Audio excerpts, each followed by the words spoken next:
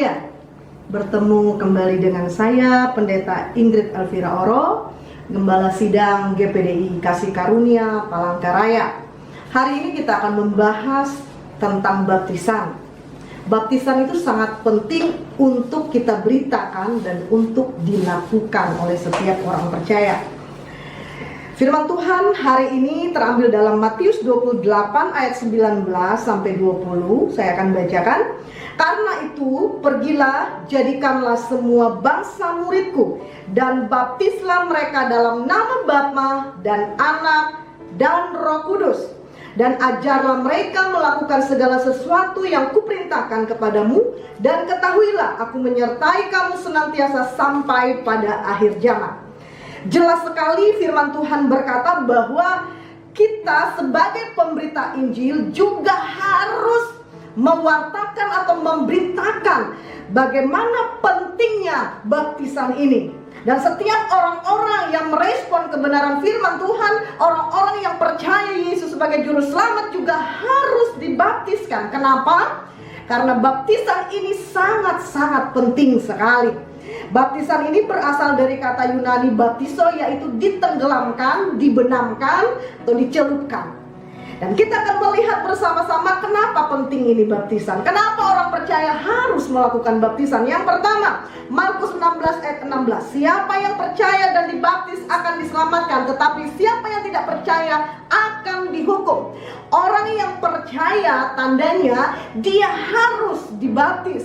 Secara otomatis firman Tuhan jelas berkata, orang percaya yang dibaptis itu akan diselamatkan. Amin. Jadi kita yang percaya harus mengalami baptisan atau harus melakukan baptisan.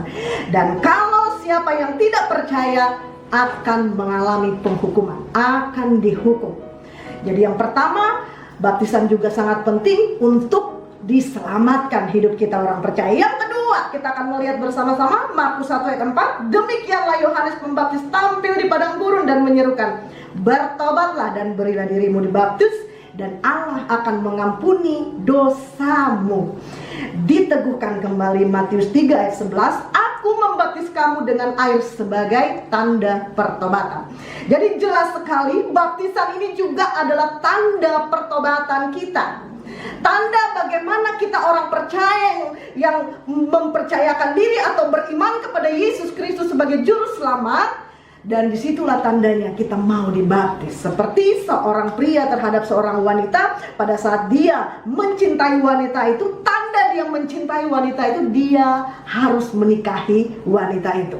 Demikian juga kita sebagai orang percaya yang mau sungguh-sungguh di dalam Tuhan, salah satu tandanya adalah kita harus dibaptis. Selanjutnya, menjadi satu dengan kematian dan kebangkitan itu di Roma 6 sampai ayat 3 sampai 6. Jadi dengan adanya baptisan kita menjadi satu dalam kematian dan kebangkitannya. Waktu kita dibenamkan atau ditenggelamkan dalam baptisan, dalam kolam baptisan, kemudian kita bangkit menjadi kehidupan yang baru, hidup yang dipulihkan oleh Tuhan.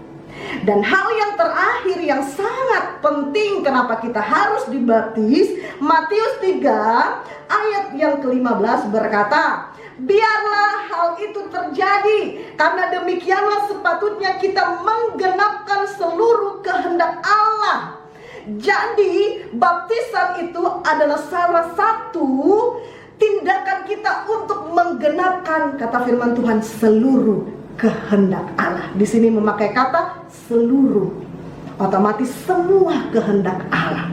Jadi kita orang percaya sangat penting untuk melakukan baptisan sebagai bukti cinta kita kepada Tuhan, sebagai bukti kita atau pertobatan kita, dan kita mau diselamatkan dan kita mau menggenapkan seluruh kehendak Allah dalam kehidupan saya dan saudara. Terima kasih, puji Tuhan, ini firman Tuhan hari ini. Semoga dapat memberkati kita semua. Haleluya.